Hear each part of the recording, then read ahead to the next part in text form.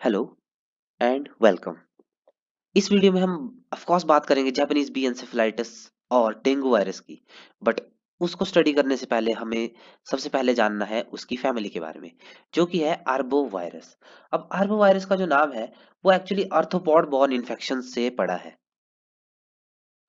अब आर्थ्रोपॉड का A R और बॉर्न का बी ओ, इसको जस्ट ऐसे कनेक्ट करके इसे आर्बो वायरस कंसीडर कर लिया गया है। तो इस फैमिली में बेसिकली वो ग्रुप ऑफ वायरसेस आएंगे जो किसी ना किसी आर्थ्रोपोड को एज अ वेक्टर लेके चलते हैं और जो बाद में ह्यूमन को उस डिजीज को ट्रांसफर कर सकते हैं।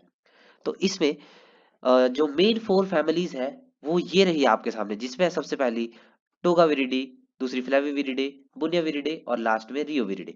मैंने इन इन चार फैमिलीज के अलावा भी इसमें और फैमिलीज इंक्लूडेड है, बट इन चार को मैंने मेजरली इसलिए बताया क्योंकि ये चार द मोस्ट इंपॉर्टेंट फैमिलीज है इस वायरस ग्रुप की। ओके। और इसमें जो जापानीज बी एन्सेफेलाइटिस है और जो डेंगू वायरस है वो आता है आपके फ्लेविविरिडे में। टाइम बचाने के लिए मैं आपको इस टॉपिक में पॉइंट टू पॉइंट ही एक्सप्लेन करूंगा, तो चलिए स्टार्ट करते हैं जापानीज बी एन्सेफेलाइटिस से। जापानीज बी एन्सेफेलाइटिस में जो सबसे इंपॉर्टेंट डिजीज है जो आपको हमेशा याद रखना है वो इसके नाम में ही छुपा है, जो कि है encephalitis.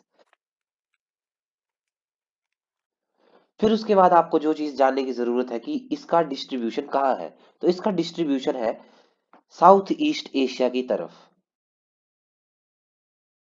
Japanese B encephalitis virus के जो रिजर्वॉयर हैं वो यूजुअली होते हैं पिग्स एंड मंकीज। ये जो मैंने अभी यहाँ पे पॉइंट लिखवाए हैं, अगर आप अपनी यूनिवर्सिटी या कॉलेज में इसे नोट करना चाहते हैं तो आप इसकी स्टेटमेंट ऑफ कोर्स बना सकते हैं कि इस जापानीज भी एंसेफेलाइटिस कॉज करता है एंसेफेलाइटिस, जो कि बेसिकली होती है इन्फ्लेमेशन ऑफ ब्रेन, जिसका डिस्ट्रीब्यूशन है साउथ ईस्ट एशिया की तरफ। क्योंकि ये इंडिया में भी थोड़ी बहुत देखने के लिए मिल जाती है, इसलिए हम इस वायरस को इंडिया में एटलीस्ट तो स्टडी करते ही हैं। फिर उसके बाद जो इसका वेक्टर है वो है क्यूलेक्स मॉस्किटो और इसका रिजर्वॉयर है पिग्स एंड मंकीज। इसी के साथ इसका इंक्यूबेशन टाइम भी आप नोट कर लीजिए, जो कि है 5 to 15 days, basically 1 to 2 week. अब इसके बाद हम डायरेक्टली चलेंगे इसके क्लिनिकल कोर्स के ऊपर। बेसिकली इसमें जो जापानीज बी एन्सेफेलाइटिस है उसमें आपको देखने के लिए मिलेंगे तीन stages: prodromal, acute encephalitis stage और लास्ट में लेटर स्टेज, या जिसको हम सीक्वेले भी कभी कभी बोलते हैं।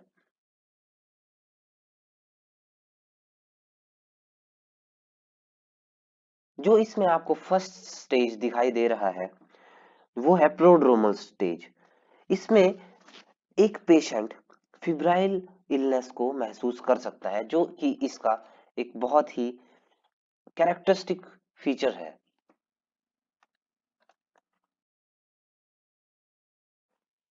अब इस फिब्राइल इलनेस में आपको नर्वसनेस, एंजाइटी वगैरह हो सकती है। फिर उसके बाद जो सेकंड स्टेज आता है वो है हमारा एक्यूट एंसेफेलाइटिस स्टेज। अब इस स्टेज में आपको कन्वर्जन्स, जिसमें बॉडी मसल्स का अचानक से कॉन्ट्रैक्ट या रिलैक्स होना महसूस हो सकता है।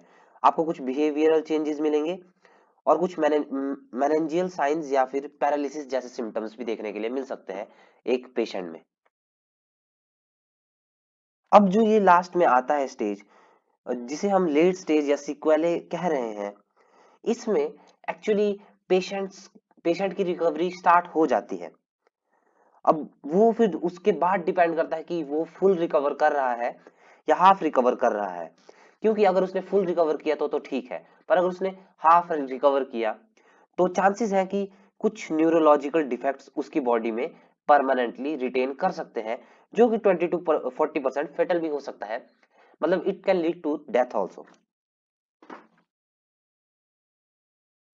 अब लास्ट में जो इस चीज के बारे में मैं आपको ये बताना चाहूंगा कि इसकी कुछ वैक्सीन अवेलेबल है मार्केट में। जापानीज बी एन्सेफेलाइटिस के बाद हम जिस चीज को स्टडी करेंगे वो है डेंगू वायरस। रिसेंटली डेंगू से मैंने भी सफर किया था और काफी खतरनाक एक वायरस है, जो ऑब्वियसली एक आदमी को कह सकते हैं कि पूरा हिला देता है। अब इसके बारे में जो डेंगू वायरस जो मेन डिजीज कॉज करता है वो है डेंगू। और इसकी जो मेन मैनिफेस्टेशन है वो है हेमोरेजिक फीवर, मतलब आपके ब्लड में जाके हेमोरेज कॉज कर सकता है, जिसकी वजह से आपको फीवर आएगा जो आपको बहुत तकलीफ पहुंचा सकता है। ऑफ कोर्स ये इंडिया में मिलता है और इसका वेक्टर है एडीज। तो इन पॉइंट्स को जल्दी जल्दी नोट कर लेते हैं। अब डेंगू वायरस के केस में हमें इसके वेक्टर के बारे में थोड़ा बहुत पता होना चाहिए, जो कि है एडीज मॉस्किटो। बेसिकली एडीज एजिप्टीज एक मॉस्किटो है जो एक नर्वस फीडर है। अब इस नर्वस फीडर से आप क्या समझते हैं? इससे आप ये समझते हैं कि ये जो मॉस्किटो है वो आपको कंटिन्यू, एक बार अगर बाइट करेगा तो कंटिन्यूअसली ब्लड सक नहीं करेगा। वो आएगा, थोड़ा सा ब्लड सक करेगा और फिर से उड़ के कहीं बचने के लिए निकल जाएगा, फिर वापस आएगा, फिर आपको वो स्टिंग कर सकता है। इसलिए इसे नर्वस फीडर भी कहा जाता है। ये जो मॉस्किटो है ये डोमेस्टिक एरियाज में रिसाइड करता है। तो आपके लिए ये बहुत इंपॉर्टेंट हो जाता है कि आप अपने घर के आसपास कहीं भी वाटर को खड़ा ना होने दें, अच्छे से सफाई करें, और आपको जिस जगह से ऐसा लगता है कि यहाँ से मॉस्किटो कॉज हो सकते हैं उसका जल्द से जल्द कुछ ना कुछ सॉल्यूशन निकालें।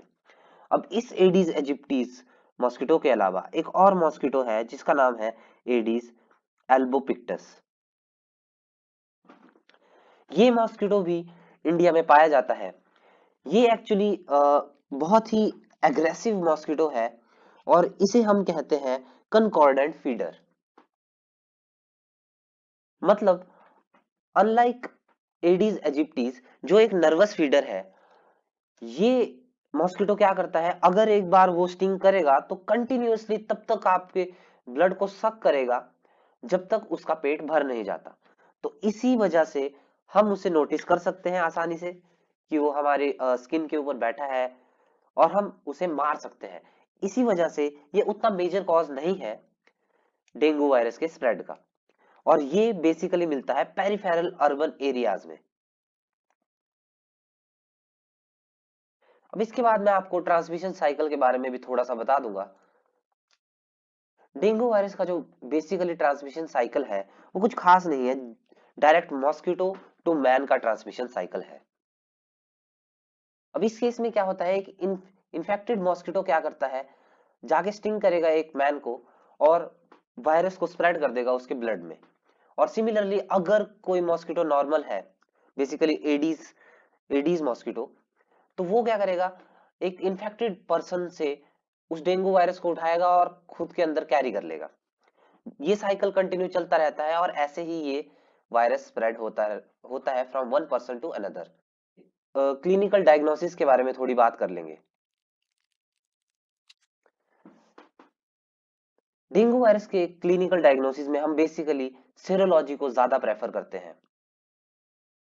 अब इस सेरोलॉजी में जो हम 3 टेस्ट करेंगे वो है आईजीजी, आईजीएम और NS1 एंटीजन का। आईजीजी आपको बताएगी कि जो आपका डेंगू डिजीज है वो क्या क्रॉनिक है या नहीं। आईजीएम आपको बताएगी कि क्या वो एक्यूट फेज में है, और NS1 बताएगा उसकी प्रेजेंस और अब्सेंस। इस केस में मैंने आपको क्लिनिकल डायग्नोसिस पहले बताने की कोशिश की है ताकि आप इसको मिस ना करें, क्योंकि डेंगू में बहुत इंपॉर्टेंट है कि आप उसकी क्लिनिकल मैनिफेस्टेशंस से पहले उसके क्लिनिकल फीचर्स डायग्नोसिस के बारे में पढ़ें, ताकि आप इसको ना भूलें, क्योंकि डेंगू एक्चुअली एक सीवियर कॉज है जो पेशेंट्स को बहुत ही प्रॉब्लम दे सकता है। अब सेरोलॉजी के बाद हम बेसिकली जो इसका वायरल डिटेक्शन कर सकते हैं वो हम कर सकते हैं आरटीपीसीआर से। बीइंग आरएनए वायरस, ऑब्वियस सी बात है कि हमें इसमें आरटीपीसीआर ही करना पड़ेगा, तभी आरएनए रिवर्स ट्रांसक्राइब होके फिर बाद में उसके कॉपीज बन सकते हैं। और आरटीपीसीआर के बाद जो हमें करना है वो है मॉस्किटो सेल लाइंस या फिर माउस सेल लाइंस में इसका इनोकुलेशन। बेसिकली यही मेन 2 तरह की टेस्ट्स हैं जो हम इसके क्लिनिकल डायग्नोसिस में पढ़ते हैं। अब इसके बाद मैं आपको बताऊंगा इसकी क्लिनिकल मैनिफेस्टेशंस जो एक डेंगू में एक पेशेंट फील कर सकता है। डेंगू के केस में मैं इसको 3 पार्ट्स में डिवाइड करना चाहता हूं इसकी क्लिनिकल मैनिफेस्टेशंस को। मैं क्या मतलब, यूजुअली आपको बुक्स में भी इसके 3 ही पार्ट्स दिखाई देंगे। इसमें सबसे पहला है डेंगू फीवर।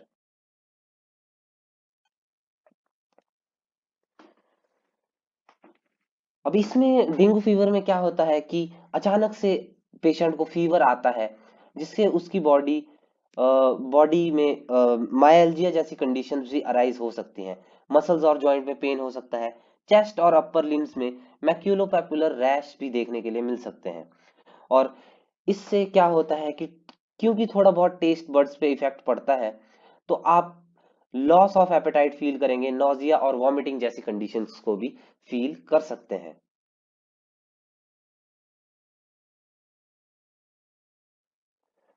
अब इसकी जो सेकंड पार्ट है वो है dengue haemorrhagic fever. Dengue haemorrhagic fever में आपको हाई ग्रेड फीवर मिलेगा। आपका टेम्परेचर 103 104 के आसपास रह सकता है फ़ारेनहाइट में। आप हिपैटोमीगैली भी देखने को मिल सकती है, और बेसिकली थ्रोम्बोसाइटोपिनिया जैसी कंडीशंस आपको देखने के लिए मिल सकती हैं, जिसमें आपका प्लेटलेट काउंट 1 लाख से कम हो सकता है। और इसके अलावा spontaneous bleeding from knows, mouth और गम्स से भी आपको देखने के लिए मिल सकती है।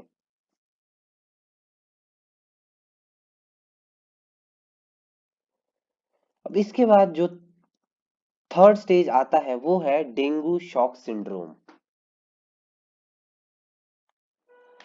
अब इसमें मैं आपको सबसे पहले बता दूं कि जो आपने इस डेंगू हेमोरेजिक फीवर में अभी तक स्टडी किया, वो सारे सिम्टम्स इसमें आएंगे।